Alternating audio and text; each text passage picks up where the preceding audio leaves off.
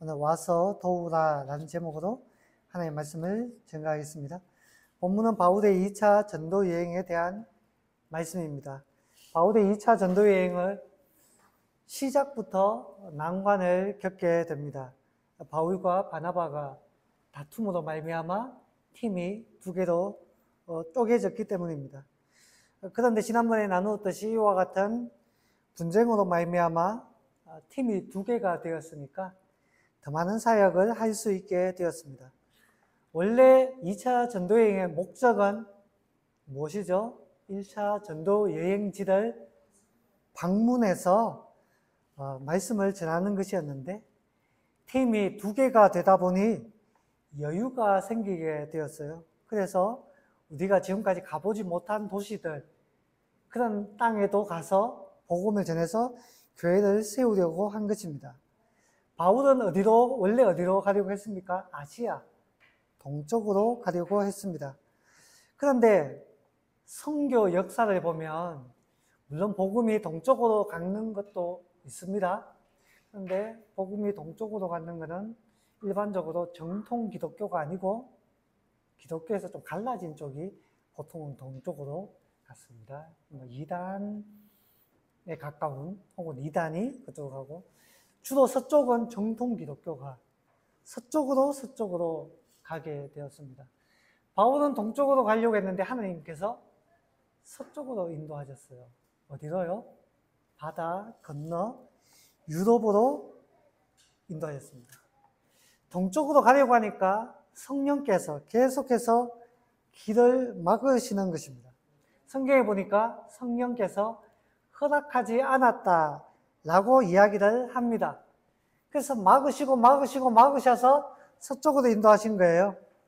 여기서 우리가 확인할 수 있는 것은 오늘 우리가 세 가지를 배우게 될 텐데요. 첫 번째, 선교의 주체는 누구다? 성령님이시다 라는 것을 확인하게 됩니다. 전도여행의 시작도 성령님. 바울과 바나바를 세우라. 성령께서 이렇게 하셨죠. 그리고 중간에 유럽으로 인도하시는 것도 성령님. 훗날에 바울을 예루살렘으로 인도하고 그리고 로마로 인도하는 것도 성령님. 성령님께서 이 선교의 주체가 되신다라는 겁니다. 자, 성령님께서 선교의 주체가 되면 우리가 어떤 유익이 있느냐? 우리는 담대해집니다.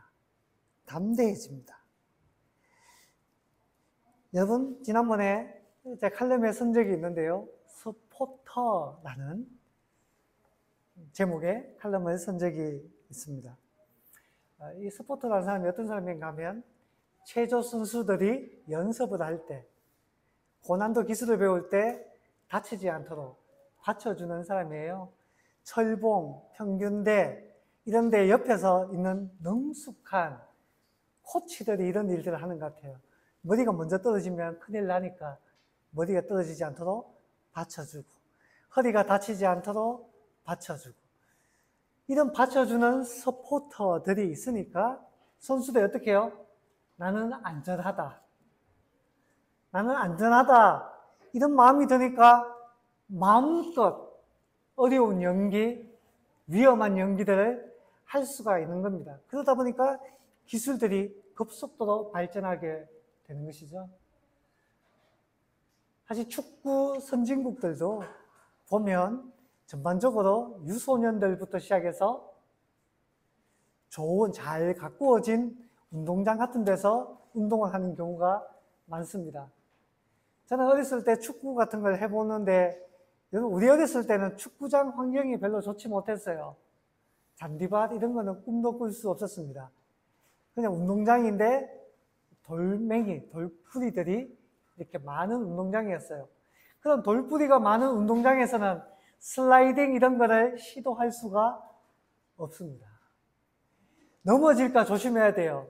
왜냐? 넘어지면 슬리고 다치고 심지어 부러질 수도 있기 때문에. 그런데 매끈한 잔디밭이면 어떻습니까?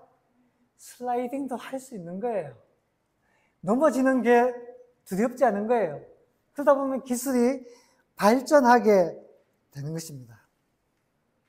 여러분, 성령께서 우리를 인도해 주신다. 성령께서 나의 발걸음을 이끌어 주신다.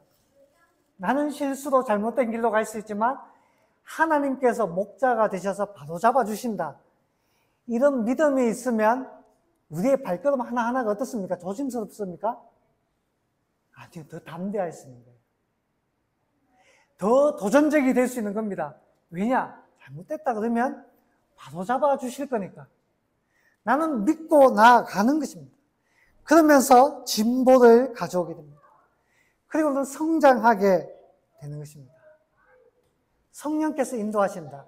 이런 믿음이 있으면 그렇게 되는 것입니다. 두 번째, 성령께서 인도하시면 우리로 하여금 깨닫게 하십니다. 깨닫게. 자, 바울이 동쪽으로 가려고 했는데 아니야, 서쪽으로 인도하셨습니다. 그런데 어떤 방법으로 서쪽으로 인도하셨을까요? 바울아, 바울아, 그쪽이 아니야, 이쪽이야 라고 말씀하셨을까요? 어떤 방법으로? 9절에 잘 나와 있습니다. 우리 같이 한번 읽어볼까요? 9절 말씀 시작. 밤에 환상이 바울에게 보이니 마게도냐 사람 하나가 서서 그에게 청하여 이르되 마게도냐로 건너와서 우리를 도우라 하거늘. 자, 마게도냐인의 환상이 보였습니다. 밤에. 자, 동쪽으로 가려고 하니까 계속해서 길이 막히는 거예요. 그래서 결국은 밀려서 바닷가까지 왔는데 환상이 보인 겁니다. 마게도냐인이 와서 도와달라. 그래서 바울이 넘어가게 된 거예요. 바다 건너편 유럽으로. 자, 맨 먼저 가는 곳이 어디입니까? 오늘 여기 화면에 준비하지 못했는데 주보를 한번 볼까요? 주보 그림을 보면 나와 있죠? 자, 바다 건너편이 있죠? 가운데에서 왼쪽 위에 보면 무시아 드로아라는 곳이 있습니다. 자, 여기서 환상을 봤어요. 그래서 바다 건너 어디로 갑니까? 네아폴리라는 곳으로 갑니다. 그리고 빌립보 이런 식으로 쭉 해서 2차 전도행이 진행되는데, 자, 네아폴리라는 곳으로 바다 건너가게 됩니다. 제가 바울의 2차 전도 여행지 성지순례를 다녀왔습니다. 터키, 그리스 지역이잖아요. 갔다 왔는데, 네아폴리라는 말은 네오 아크로폴리스라는 뜻입니다. 네오라는 말은 새로운이라는 뜻이고, 아크로폴리스라는 것은 도시라는 뜻입니다. 신도시, 새롭게 세워진 도시였던 것 같아요. 여기에 보면 바울의 첫 발을 내디디는 곳이라 해서 큰 돌로 기념석을 만들어 두었습니다. 바울이 건너와서 유럽의 역사가 바뀌었다라는 것입니다. 그리고 여기 네아폴리 위에 보면 빌립보라고 있죠. 빌립보에 가면 기념교회가 있습니다. 기념교회. 그곳에 보면 타일로 만들어진 커다란 벽화가 있습니다. 그리고 이 바울이 본 마게도니아인 환상에 벽화로 만들어 놓은 거예요. 자, 마게도니아인 바울이 향해 손짓을 합니다. 자, 근데 바울이 알아들었어요. 와서 도우라 라는 이야기를 들었는데 이 사람이 마게도니아로 오라는 걸 어떻게 알았을까요? 그 마게도니아이라는 것을 어떻게 알았을까요? 그 마게도 환상에 그려져 있는 그림은 바로 그때 당시에 유럽 사람이라면, 그쪽 사람이라면 모두가 이해할 수 있는 인물, 마게도니아인의 대표적인 인물 누굴까요? 알렉산더 대왕. 알렉산더 대왕의 그림이 그려져 있습니다. 그러니까 옛날로부터 사람들을 어떻게 받아들였다고요? 바울이 본 이 마게도니아인의 환상에 나타난 이 마게도니아인은 누구였다? 알렉산더 대왕이라고 사람들은 생각했던 겁니다. 그렇게 전해져 왔다라는 거예요. 와서 우리를 도와달라. 여러분, 알렉산더 대왕은 어떤 인물입니까? 힘으로, 군대로 전 세계를, 세상을 정복한 정복왕이 아닙니까? 그런 세상에 어마어마한 권세를 지녔습니다. 부족한 것이 없었어요. 인도까지 점령한 인물입니다. 그런데 그에게 무엇이 필요했다고요? 와서 도우라. 복음이 필요했다라는 것입니다. 예수님이 필요하다라는 것입니다. 여러분, 아무리 힘과 권세가 있어도 예수님이 없으면 아무런 소용이 없다라는 것을 가르쳐줍니다. 반대로 아무것도 없어도 예수님이 계시다면 소망이 있다라는 것입니다. 우리가 부르는 찬양 중에도 흑인 영가들이 있습니다. 흑인 영가. 흑인들이 노예로, 원래 기독교인들이 아니잖아요. 원시 종교를 믿던 사람들이 노예로 팔려서 뭐 유럽으로 건너가고 미국으로 건너가서 거기서 노예 생활을 하는데 예수님을 만나고 변화되다 보니까 그 흑인들이 그들의 아픔들을 찬양으로 승화시켜서 부른 영가들이 있습니다. 비록 노예로 비참하게 살지만 예수님을 믿음으로 말미암아 소망이 생기게 된 거예요. 우리나라에도 그런 경우가 있습니다. 제가 소개한 적이 있지만 임진왜란 때 많은 조선의 기술자들이 일본으로 끌려가게 됩니다. 대표적인 기술자들 중에 도예가들이 있죠. 도공이라 해가지고 일본엔 보통 대나무 이런 데다가 밥을 담아서 먹었던 걸로 제가 알고 있어요. 이게 도자기로 만든 그릇은 굉장히 비싸서 그 영주, 귀족들이나 이에 쓸 수 있지 일반인들은 터무니없는 일들이었습니다. 그래서 그들에게는 도자기 기술이 필요하다 해서 도자기 기술을 가진 사람들이 많이 끌려가게 되었죠. 포로로 혹은 노예로 많이 끌려가게 되었습니다. 고향에서 끌려갔으니까 얼마나 비참한 삶이겠어요. 그런데 그들이 예수님을 믿게 됩니다. 왜냐? 그때 당시 일본에는 포르투갈 선교사들이 많이 있었어요. 물론 우리와 같은 개신교는 아니고 로마 카톨릭이었습니다만은 포르투갈 선교사들이 끌려온 조선인들, 포로가 된 사람들에게 복음을 전했습니다. 소망이 없는 사람들이잖아요. 그래서 거기서 소망 대신 예수님을 만나게 된 거예요. 근데 예수님을 만나게 되니까 어디까지 가는가 하면 얼마 지나지 않아서 대대적인 박해가 찾아옵니다. 정권이 바뀌고 난 다음에 어마어마한 박해가 찾아와요. 그래서 수많은 일본인 신자들이 배교 대신에 순교를 택합니다.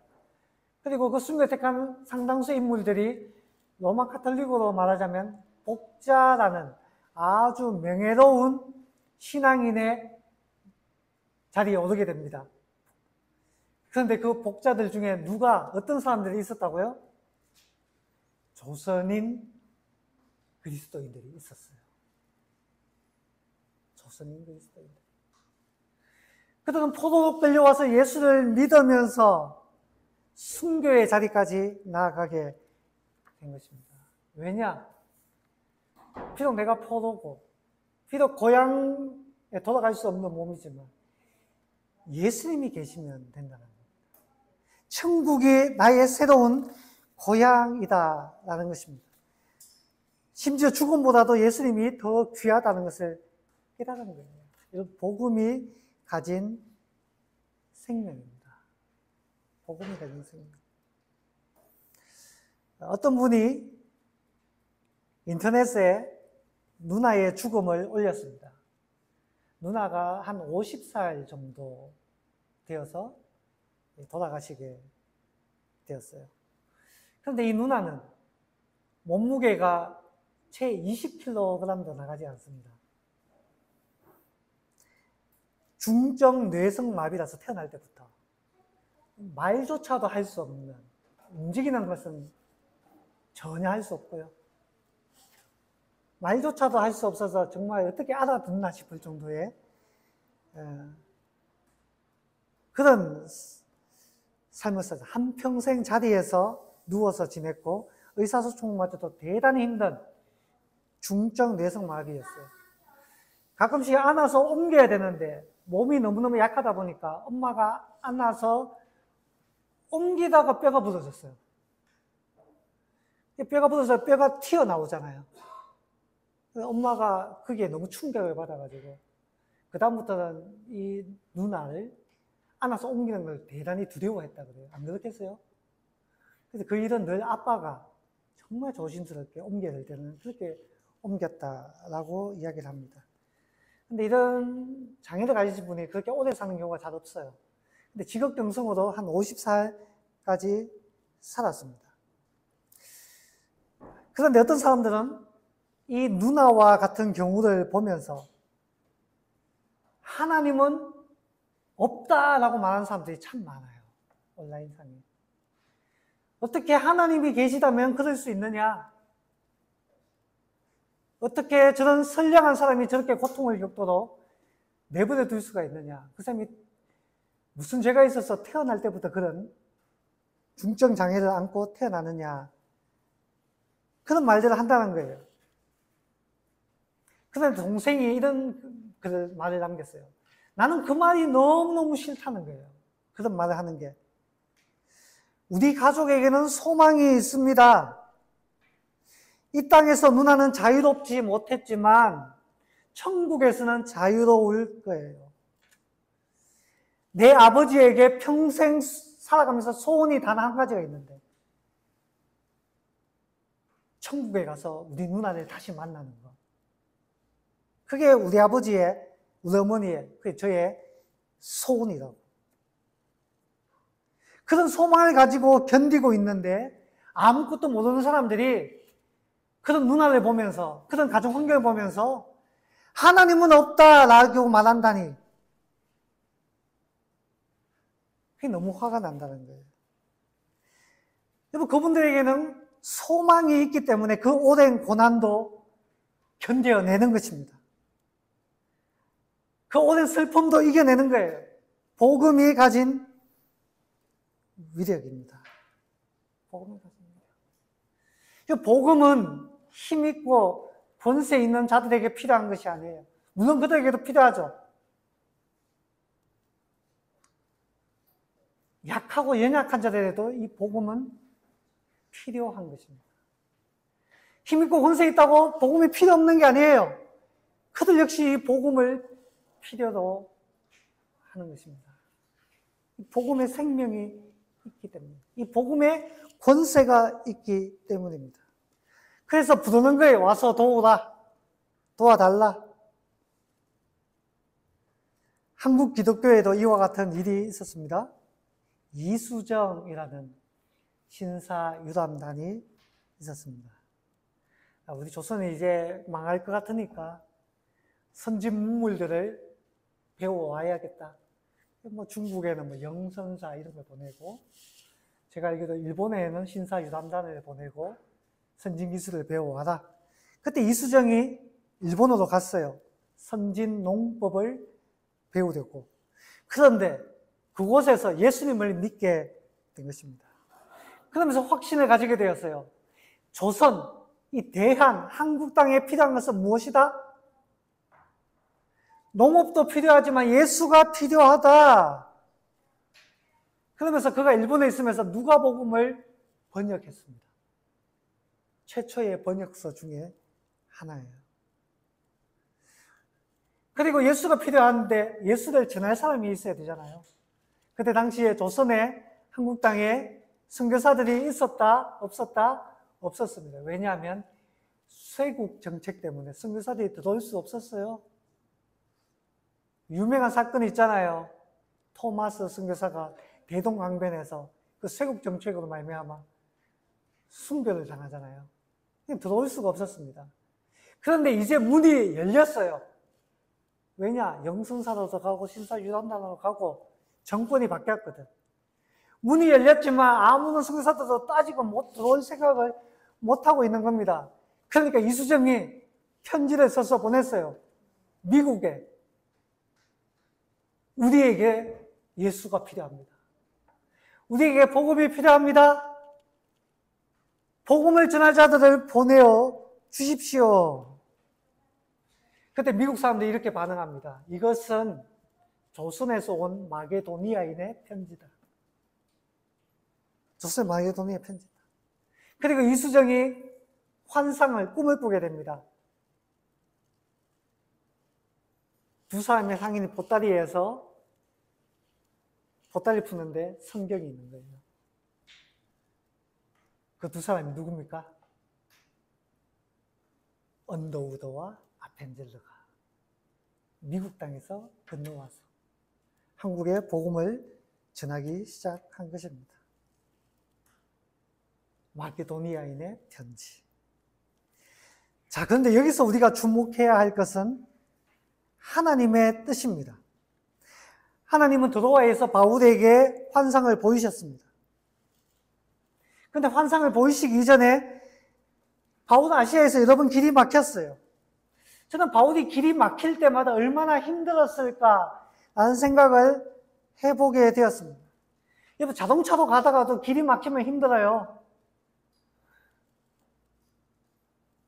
저 옛날에 그 내비게이션이 한밤중에 엉뚱하게 길을 인도해가지고 청도 골짜기에서 한밤중에 빙글빙글 돌았던 적이 있잖아요. 기억 안 나실 텐데 하여튼 기억이 생생합니다. 무서웠어요. 너무너무. 한밤중에 불이 다 꺼진대. 그래서 우리가 목적지를 잘못 설정했다는 걸 알고 그래서 겨우 다시 빠져나왔는데 차로 가도 그렇게 두려운데 그때 걸어 다닐 당시에 새로운 도시에서 길을 잃고 헤매고 길이 막히는 일들이 수없이 반복된다. 얼마나 괴로운 일이었을까요? 그렇다면 그때 하나님의 뜻이 아니구나. 빨리 발견하고 빨리 캐치했으면 좀 더 쉬웠을 텐데. 여러분, 사람은 그것을 잘 캐치하지 못할 때가 있어요. 왜냐? 바울에게는 이런 생각으로 가득 차 있습니다. 동쪽으로 가야 돼. 아시아로 가야만 해. 라는 생각이 바울에게 가득 차 있었던 것 같아요. 그러다 보니까 길이 막힌다는 것은 하나님의 신호일 수 있는데 바울이 깨닫지 못하고 있는 것입니다. 왜 길이 막히지? 사탄의 방해인가? 이것은 극복해야 할 일인가? 아니었어요. 하나님 뜻이 아니었어요. 바울조차도 깨닫지 못하고 있습니다. 바울조차도 무지해요. 결국은 하나님께서 길을 막아서는 깨닫지 못하니까 깨달을 수 있는 단 한 가지의 확실한 방법 무엇입니까? 환상 중에 나타나신 것입니다. 마게도니아인의 환상을 통해 바울아 너 틀렸어. 거기서 자꾸 헤매지 마. 거기 아니야. 이쪽이야. 가르쳐 주신 것입니다. 여러분, 우리에게도 하나님의 다양한 메시지가 있을 수 있습니다. 어떤 방법으로 우리를 인도하십니까? 길이 막힙니까? 여러분, 하나님의 메시지일 수 있습니다. 주의를 해야 합니다. 길을 열어주십니까? 하나님의 뜻일 수 있어요. 주의해야 합니다. 사람을 붙여주십니까? 그것이 하나님의 뜻일 수 있습니다. 주목해야 합니다. 누군가가 도움을 요청합니까? 저는 그것이 가장 확실한 하나님의 메시지라고 봐요. 우리에게 도움을 요청하는 그 누군가, 그 사람이 사기꾼만 아니라면 도와달라는 그 누군가, 그 사람의 그 목소리가 하나님의 목소리일 수 있습니다. 보세요. 마게도니아에 도와달라고 하잖아요. 이수정이 도와달라고 했잖아요.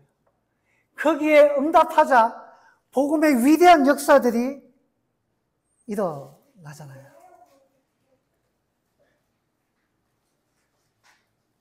자, 여러분, 우리가 하나님의 뜻을 발견하려면 중요한 것은 얼마나 내 생각으로 가득 차 있는 것이 아니라 얼마나 하나님께 집중하고 있으며 반응하는가에 달려 있습니다. 하나님 신호를 주시는데 우리가 캐치하지 못하면 고생하잖아요. 힘들잖아요. 근데 여기에서 제가 이번에 드리고 싶은 위로가 하나 더 있습니다. 고생할지언정 하나님은 우리를 내버려 두지 않는다는 사실입니다. 끝내 깨닫게 해주셔서 하나님의 길로 가게 하시잖아요. 헷갈릴 때가 있습니까? 잘 모를 때가 있습니까? 그때 하나님 앞에 집중하십시오. 그러면 분명합니다. 하나님 틀림없이 우리가 알아들을 수 있는 방법을 통해 우리의 걸음을 인도해 주실 것입니다. 그것을 믿으시는 저와 여러분 되었으면 좋겠습니다. 자, 세 번째, 하나님의 인도하심에 대해 우리는 어떻게 반응해야 할까입니다. 바울은 하나님의 인도를 받아 네아폴리 그리고 빌립보에 이르렀습니다. 하나님 인도를 받았으니까 바울에게는 기대감이 있었을 거예요. 일이 잘 풀리겠지? 아니나 다를까 빌립보에서 루디아라는 인물을 만나서 그것을 복음을 전하고 온 가족이 구원받게 되는 역사가 일어납니다. 그리고 제가 알기로 이 루디아는 한평생 바울의 동역자가 돼요.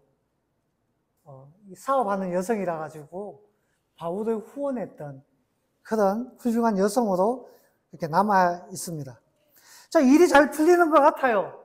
그런데 시련이 찾아옵니다. 불과 얼마 되지 않아. 길을 가다가 기도하러 가는 길에 귀신 들린 여종을 만나는 것입니다. 점을 치는 여자였어요. 여종이었습니다. 이 바울을 알아본 거예요. 보통 사람은 못 알아봐도 죄송합니다. 귀신 들린 사람들이 잘 알아보는 경우가 많아요. 성경 보면 많이 나오잖아요. 귀신들이 예수님 알아보잖아요. 그래서 지나갈 때마다 바울을 향해서 외치는 거예요. 이 사람은 하나님의 사람이다. 하나님의 사람이다. 하나님의 사람이다 하는데 바울이 그 이야기를 들은 바울이 너무너무 괴로운 거예요. 사실 바울은 계속 무시했습니다. 왜냐? 여종이라 했잖아요. 그 여자에겐 주인이 있는 거예요. 주인이 여자를 통해서 점쳐서 이득을 얻는 겁니다. 그러니까 괜히 그 여종을 건드렸다가 문제가 생기면 곤란해질 수 있는 거잖아요. 그러니까 냅둬뒀는데 따라다니면서 계속 그러니까 바울이 보니까 성경에 보니 너무너무 괴로워서 견디다 못해 그 여종에 있는 귀신을 내쫓아 버립니다. 더 이상 점을 칠 수 있습니까? 칠 수가 없잖아요. 그러니까 주인이 바울을 고발해 버린 겁니다.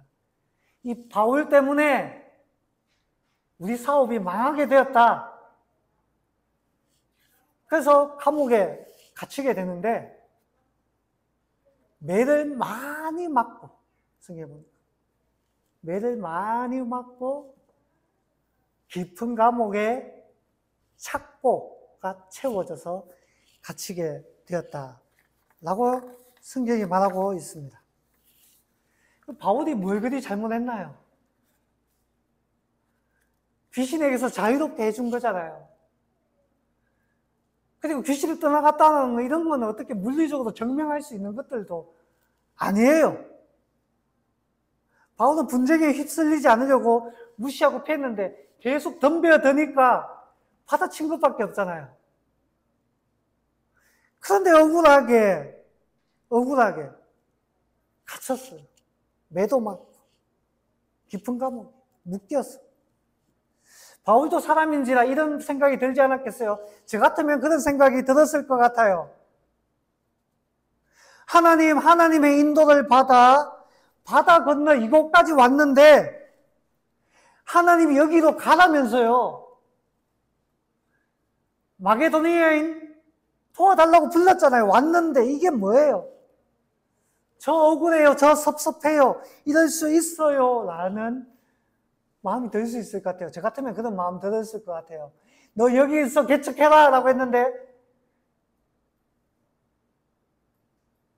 되는 게 한 개도 없어. 죄송하지만 저희 교회는 잘 되고 있습니다. 제 기준에서는. 제 기준에서는 그래요. 사실 그래서 저는 별로 불만이 없어요. 사실은. 무슨 여기 계신 분들 어떨지 모르겠는데 저는 감사해요.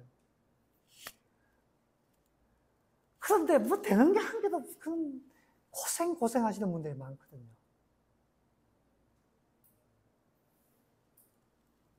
저 억울해요, 섭섭해요, 이럴 수 있나요? 근데 성경에 보니까 바울이 섭섭함이나 억울함을 토로하지 않고 대신 바울의 입에서 흘러나오는 것이 있습니다. 25절 말씀을 같이 한번 읽어보겠습니다. 25절 시작. 한밤중에 바울과 실라가 기도하고 하나님을 찬송하며 죄수들이 듣더라. 바울에게서 찬송이 흘러나왔습니다. 여러분, 찬양이라는 것은 믿음이 있을 때 할 수 있는 거예요. 그리고 감사가 있을 때 찬송은 아름다워집니다. 이런 마음에 분노가 있고 원망이 있는데 찬송을 불러보세요. 그 소음입니다. 소음. 소음이라 그러면 옆에서 죄수들이 듣더라 하는데 죄수들이 가만히 있겠어요? 원망의 소리는 가만히 있어요. 시끄럽다. 조용해라. 바울과 실라 신입이잖아요. 신입이 떠드는데 와있던 그 방장들이 가만히 있겠습니까? 쟤 좀 조용히 시켜라. 하지 않겠어요. 그런데 이 찬송을 다른 죄수들이 듣기에 어땠어요? 아름다웠던 겁니다. 왜 아름다워요? 감사의 마음을 담고 있으면 그 소리가 아름답게 나와요. 그 안에 믿음이 담겨져 있으면 그 소리가 아름다워요. 잘 부르고 못 부르고 그게 중요한 게 아닙니다. 그 마음이 그 묻어 나오면 괜찮은 거예요.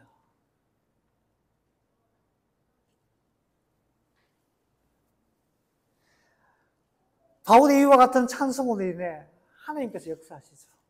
그들은 감옥에서 풀려나고 뒤에도 나옵니다. 심지어 간수가 예수님을 믿게 되고 온 가족이 구원받는 위대한 역사가 일어납니다. 세 번째, 하나님의 인도에 대해서 우리는 어떻게 반응해야 되는가? 믿음으로 반응하라는 겁니다. 감사함으로 반응하라는 겁니다. 말씀을 정리합니다. 우리의 일이 늘 평탄하고 형통한 대로를 걷는 것은 아닙니다.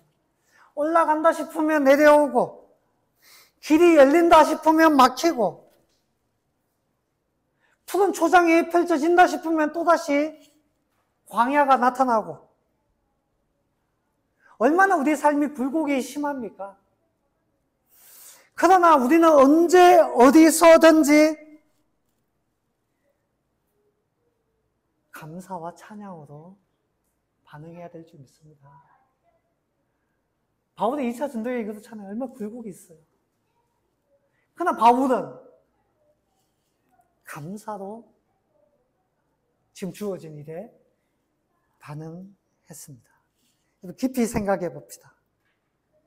모든 상황 속에서 깊이 생각하면 우리 입에서 나올 것은 찬송밖에 없는 줄 믿습니다. 하나님의 은혜를 돌이켜보면 우리 마음속에 감사가 쏟아질 수밖에 없음을 저는 그렇게 믿어요.